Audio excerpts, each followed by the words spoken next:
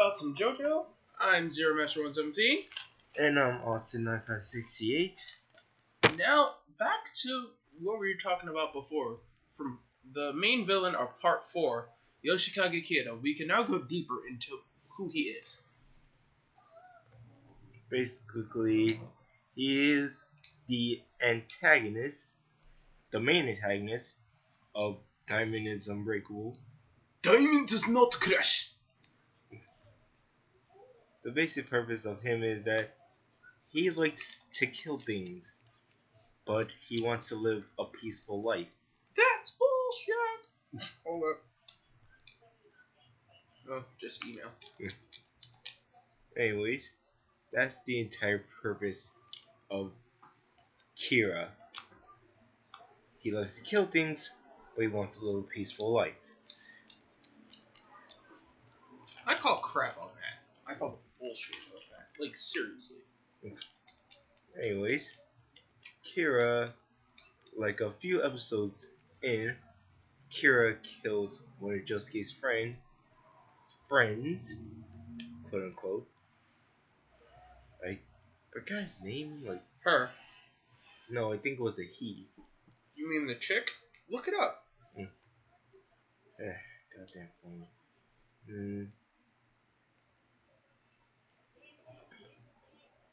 Goddamn ads. Yeah. We're using the JoJo Wiki. Yeah. I think it was Seichi or something. Wait, let me just check a few minutes.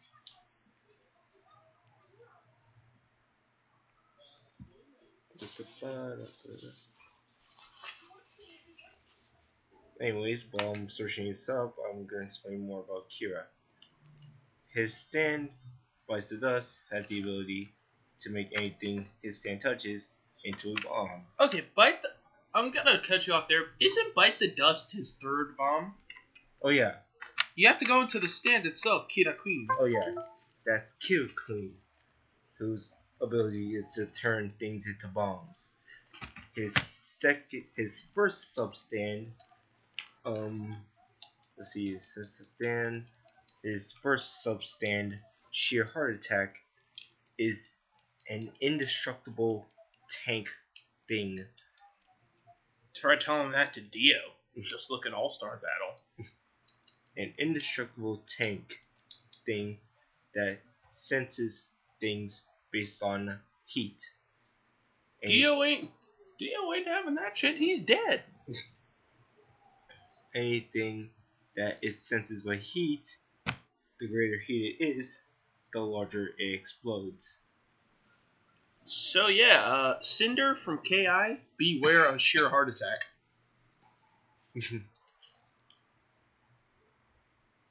Anyways, his second substand later on in the series, and well, just that specific part. Okay, here it is. The first friend of Josuke's that Kira kills is, and I'm going to probably butcher this, Shigichi. Shigichi. Yeah, Shigichi. His stand's name is Harvest, which allows him to summon a multitude of bee people to gather stuff for him. And by multitude, we really mean multitude. Bruh. Like, they're literally never ending. Anyways, back to Kira. We just wanted to talk about that one guy that Yoshikage killed. Yeah. Yoshikage's second stand of Killer Queen, well, if you want to call it second stand, is Stray Cat, which is a stand in itself that allows Kira to create air bombs. Yeah, air bomb. What? Yeah. Stray Cat is basically a stand of a little cat that got killed when pierced by the stand arrow. Kira's wife or Kira himself, and not his actual wife, just the guy he killed and took his identity from, buried the cat that got pierced by the sand arrow. The cat's body decomposed and formed into a flower cat hybrid. Yeah, I don't know. I've never actually seen this thing for myself, so I wouldn't know. Yeah. Anyways, this cat's stand ability is easy to allow itself to create air bombs. Mm-hmm. Anyways, Kira's third substand is called Bites the Dust. Bites the dust. You might know this name from the game, from the song Another One Bites the Dust. Yes, JoJo is nothing but music references. And that song is made by the most famously known bands, Queen. Anyways, back Freddie Mercury? back to Kira. His substand Bites the Dust basically acts as a sort of time bomb. Can I explain this? Because I think I got the gist of it after you told me at school. Yeah.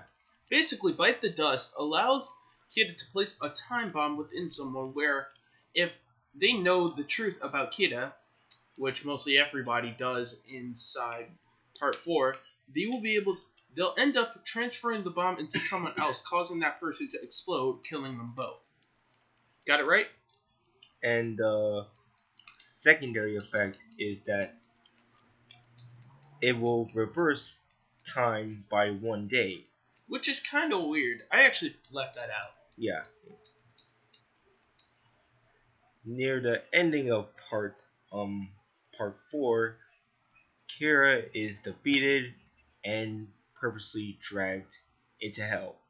Not to mention he made the most boss stand stop Rachna, reduced his time stopping abilities reduced back to his 2-second mark. Yeah. Which is kind of dumb. Anyways, on to part 5 of JoJo's Bizarre Adventures, Bento Audio. Get ready. Get ready for a shocker, guys. This one's gonna blow your mind. Anyways, like the 4th of July. Bento Audio stars basically in Italy. Not that part. Get ready, folks. Anyways, our main character for this part is Giorno Giovanna, the illegitimate son of Dio. No, it's actually his son. Yeah, his actual son. How? 'Cause spare time. Dio's probably doing some random shit. He was just why not? I got time. Anyways, Giorno's stand, Golden Experience. Golden Experience, I know, Kiki. I memorized those. Yeah. His stand ability is basically to create inanimate objects and give them life. And not to mention reflect attacks. Yeah. Didn't he do that to Leaky Eye Luca? Yeah. We'll get to that in a minute. Anyways. Spoilers! Just jump cut. As a matter of fact, don't jump cut. If it's spoilers, just mute. You'll probably have to mute it. And mute and just watch the video. Other than that, roll on with the spoilers. Anyways, Giorno's basic goals is to be a gang star. Whoopin' Gangnam Style. Not that. I had to do it. Anyways, in order for him to do that, Giorno basically joins the mafia. Run by the main antagonist. The main antagonist of part 5 is named Diavolo. I forget what that's named after. It's I think it's devil in Italian. Diavolo. Yeah. Anyways, back to the plot. Start from the beginning of the story. Okay then. Basically, Koichi from part 4 is sent to Italy by Jotaro. Yes, he's still around. Jotaro sent Koichi there to Italy in search of a stand user that he thinks is related to Dio. Dio meets Giorno in Not Dio. yeah, I mean Koichi. Okay, Koichi meets Giorno when Giorno was trying to steal Koichi's luggage. Mind you, folks, the beginning of Part 5 is the only time you see Koichi. Yeah, after that he's just nowhere. However, we do see a familiar face from Part 3. Later in the series, and also more spoilers, the gang known as the Passiones, run by Bruno Bucciarati, Bucciarati-sama. his other gang members, Guido Mista, Narcia, He's a narcissistic bastard, I'm telling you. Fugo, I don't know. and I think the other guy's name is Abaccio. Who? Leone Abaccio. Oh, yeah, Blues. Yeah. Blues guy. After some shit that Giorno causes, they're basically assigned a mission to send the main mob boss's daughter to him. That mob boss is Diavolo. The whole entire thing with Diavolo is that he wants to basically cut ties with everything. And he does that by literally killing anyone that knows about him. Like literally. What kind of crap is this? He will go as far to kill his daughter, Trisuna. Well. Yes, the guy is literally going to kill his own to kill his own Yeah, it's too funny, folks, because, Yeah. I mean, he really... That's basically the entire thing. After even more stuff goes down, She gets real Giorno and the what's remained of the Passione gang are going to go and kill Diavolo. Diavolo's stand, King Crimson, his powers aren't like literally elaborated on, but the basic of it is that he can delete time. Oh, yeah, I don't get it. Okay, let's see here. His basic of his stand, well, the basic stats of his stand is that he is powerful. And by when we say powerful, we mean powerful enough to rival Star Platinum. Which is not fair, but onto the actual plot. Like, let's go into the Requiem arc of this part. Yeah. After what's left of the Passionist gang enters Rome, they enter the Colosseum to find none other than John Pierre Polnareff. No. This guy has to be ancient by now. How can this be? But he has seen better days. Seriously, his legs don't exist anymore. Yeah, when they see Polnareff, he is in a wheelchair. And that was caused by Diavolo. What a dick. Anyways, Diavolo catches up with the rest of the group and he kills Polnareff. Not in the literal sense, but before that. Because he doesn't actually kill Polnareff yet. Yeah. You might want to explain what happens to him. Polnareff, with the use of a stand arrow, stabs Chariot This What does that make Chariot? this unlocks his Requiem form. Silva Chariot Requiem. The basic well, after the whole turning Chariot into Requiem, Polnareff dies, which means that Chariot is without a stand user and basically is just roaming around. That means Chariot basically is doing whatever. Chariot doesn't actually attack our characters, he's just walking around. And screwing with people. Yeah. The effect the known effect of Silver Chariot Requiem is that he switches the souls of people. Yeah, and he gets a better sword. This sword's literally the stand arrow if it was on crack. Yeah. And could kill people. yeah. And the basic catch of that entire arc is that Catch 22, folks. The gang and Diavolo are fighting in order to get the stand arrow. The only problem excuse me. The only problem is that they literally aren't able to touch him by some shadow effect.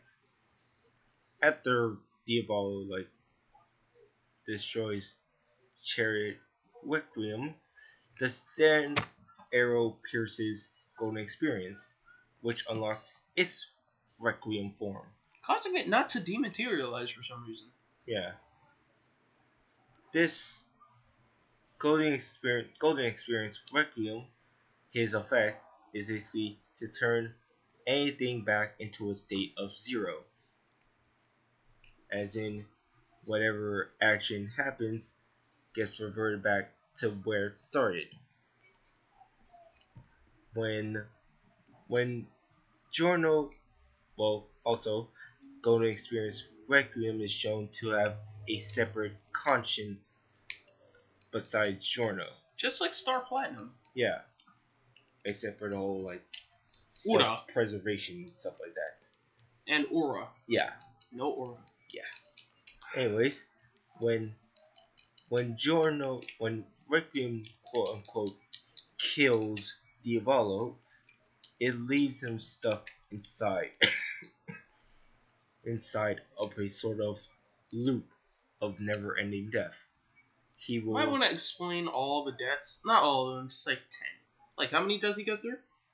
Let's see. First he got launched into a river where he got shanked by a homeless guy. Yeah.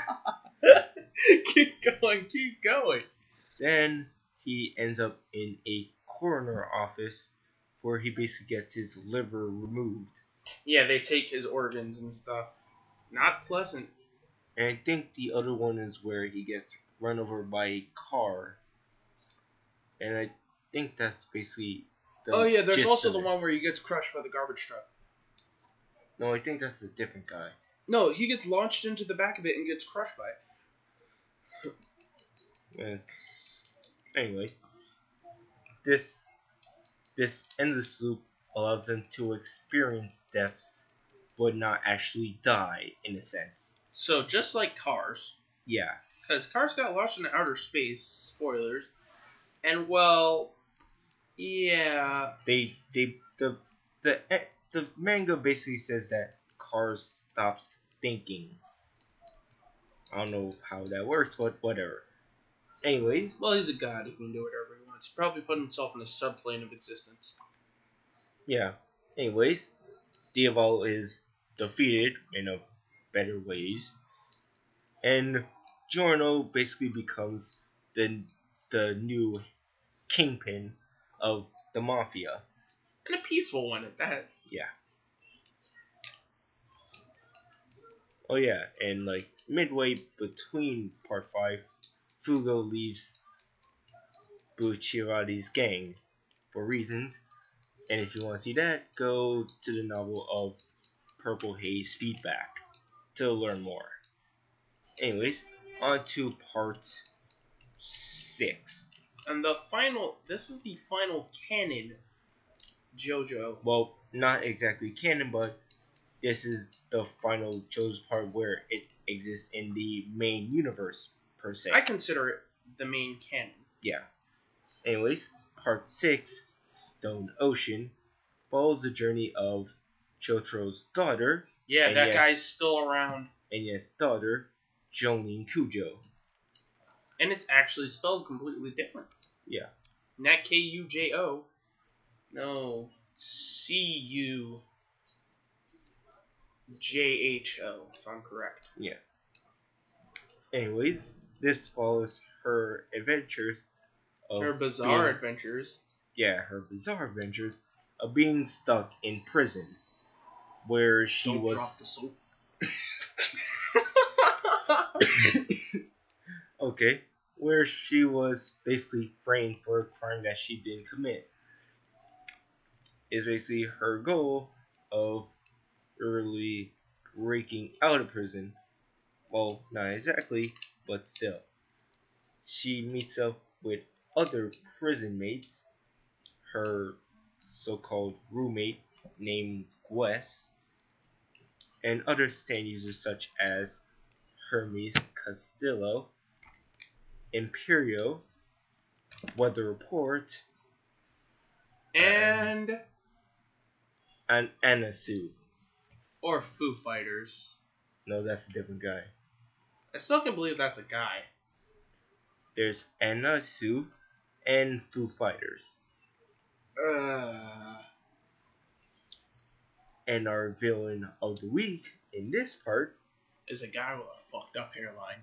Yeah, he has a fucked up hairline. Look up Enrico Pucci. Yeah, our main villain of part 6 is a priest, and we literally mean priest. He touches little boys and everything. Green Dolphin Prison, Enrico Pucci. Before the events of part 6, he basically hanged out with Dio. Dio! And Dio's basic plan for Pucci is for him to reach heaven. Eyes of heaven. And like we're putting air quotes on the word heaven. Because, you're a priest going around killing people. Yeah, you're definitely going to heaven. Mm-hmm. The basic of it is that Dio wants Pucci to create the ultimate stand. And we'll get to that later. Jolene's stand, Stone Free, basically allows her to create strings. Yeah. Where she grapples and beats the ever-loving shit out of her opponent. Yeah, that. Hermes' stand, named Kiss, has the ability of her to place stickers on things, which causes them to be duplicated. And if they reattach, and if the stickers are removed, they basically come back together tenfold, causing a lot of pain. Yeah, if the stickers are removed from that object, they literally like snap back together. Yeah, like this. Yeah, like that. Causing lots of damage. Imperial's stand, burning down the house, basically allows him to enter quote-unquote ghost rooms that were burned down inside the prison. Wait, what's the name of the guy who would dive her down? Anaisu. Ah. Anaisu's stand, dive her down, allows his stand to basically enter the person's body and literally destroy it in the inside. Hold on a second. I'm gonna move up. We're gonna switch this up. Like move the chair. Move this chair over. Pass me the controller. Push. Alright, we're back. We had to do some rearranging. Anyways, to continue with Anaisu, his stand dive down basically allows him to go inside the person's body and like destroy it from the inside. Even though it becomes like a black void. Yeah. Anyways, the other so-called stand food fighters is basically a humanoid made entirely of plankton. We kid you not, it's made of plankton. The basics of the stand is allowed to shoot water bullets and supposedly heal. Wait, is this Josuke syndrome again? No. Good. The planktons don't actually heal in a certain sense, just closes up wounds. So yeah, you're still going through pain. Yeah. Anyways, the other character that has amnesia, Weather Report, basically allows him to control weather patterns. Later on in the series, Weather Report gains his memory back and he relives his name of West Blue Marine. Is Weather Report a kid? No, he's the tall guy with the furry head. Ah. His more evolved stand, Heavy Weather, causes an effect where people will literally think that they're snails. And this is what? like he'll literally summon rainbows that makes people think that they're snails. Anyways, Enrico's Poochie stand, White Snake, allows him to take out discs. But these aren't ordinary discs. These are the discs that contain your memories and your stand. Yeah, basically that. It allows him to take parts of a person's memory, and if they have a stand, their stand power. And if that disc is not retrieved, returned to that person's body, they could die. Either die or go into a coma. Either way, they're screwed. Throughout the series, they're You alright? You're not dying, are you? No, I'm good. We don't take too kindly to dying around here. Throughout, for more further into the series, there is a new stand called the Green Baby. Its stand, per se, is green grass of home, which basically makes any person that is chasing the Green Baby to shrink in size by halves. Anyways, when the Green Baby is taken by Enrico Pucci, through the instructions of Dio, has to say, I think it was 14 secret words. I remember one of them reading Rhinoceros Beetle. Yeah, let's see here. Yeah, that was as far as it went for me. We're just gonna search it up a little bit. We're not using the computer, as you can see. We're using my friend's phone. Yeah. Alright. Green Baby.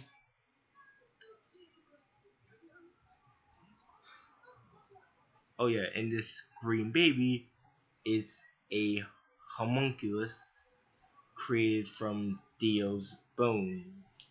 Not the kind of homunculus from... Not the Full Metal Alchemist variety. Yeah, we're not talking freaky guys with Philosopher's Stone inside them. Yeah. Basically, it's a baby that's green, and it's made from Dio's bone. And how this baby was made is that it had to absorb the souls of 38 convicts. Literally. 38 convicts had to die in order for this thing to be created. Because Enrico Pucci's a sick bastard. Yeah. Anyways, let's see here.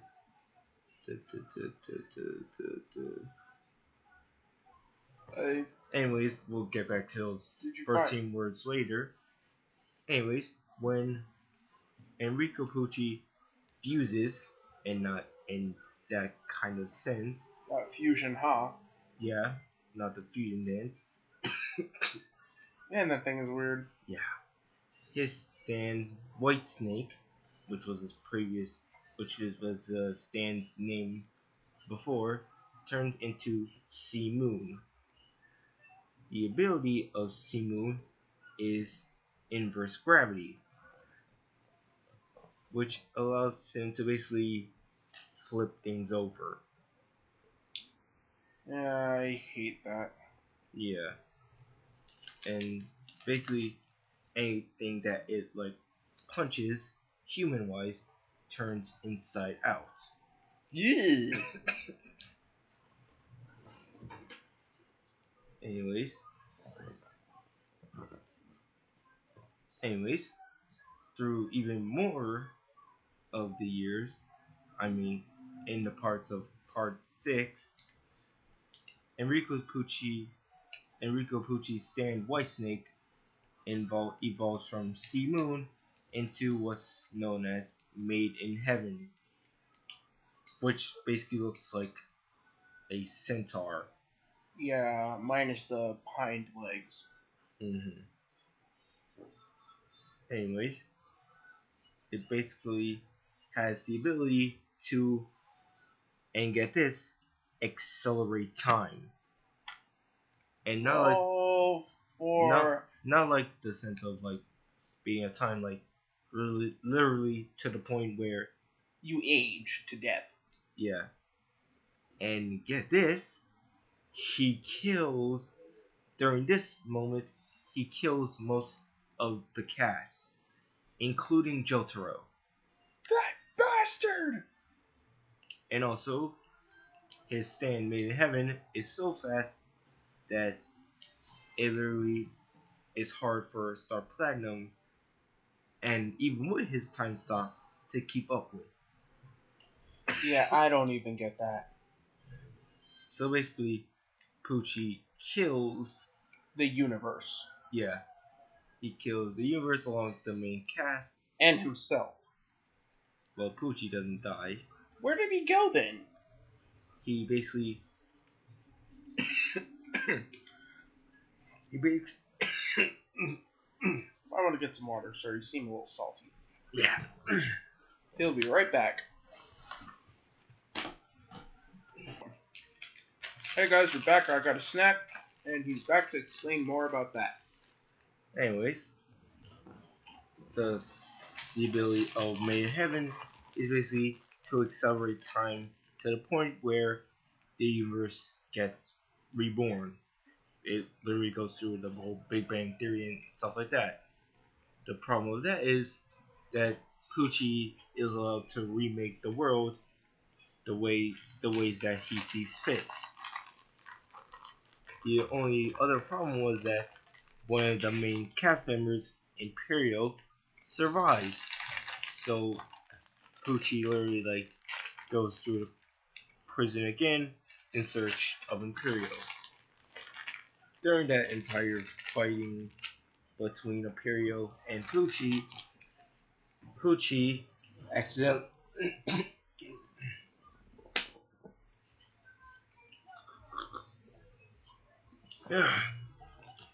Pucci accidentally shoves the stand disc of Weather Report inside of Imperial. Imperial, with the new stand gain of Weather Report, fights against Pucci. Imperial does that by literally filling up the room with poisonous oxygen gas. But also, the downside of that is that Imperial is not impervious to this gas. So he is also being affected by it. Imperial, with enough time, squishes Enrico Pucci's head. After that, the universe gets rebuilt again, this time with the other main cast characters in a separate universe. This basically starts off the secondary universe of where parts 7 and 8 start. Known as Part 7 of JoJo's Bizarre Adventures, Steel Ball Run. what? Yep. Enrico Pucci literally kills off the main cast and destroys the main universe. Anyways, the purpose of Steel Ball Run, in which is called, is basically a large race. Called Steel Ball Run.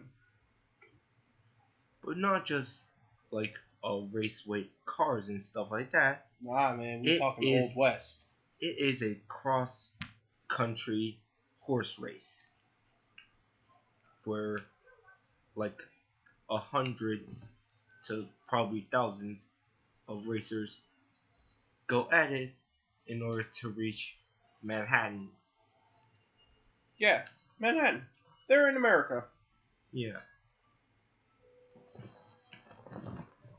And the prize is basically like millions of dollars.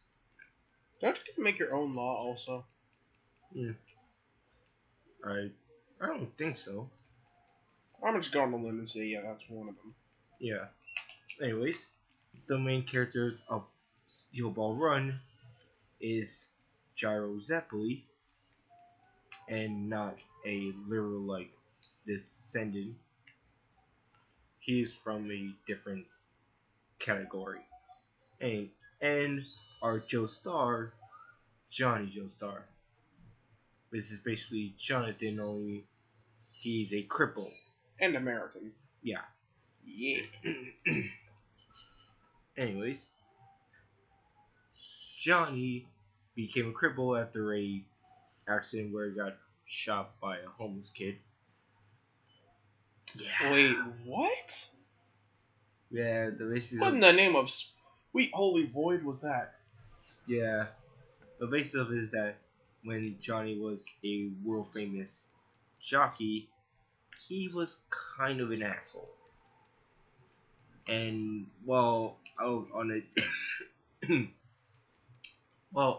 date with this girl, he skipped a line where a homeless kid was standing, who basically waited there for a long while.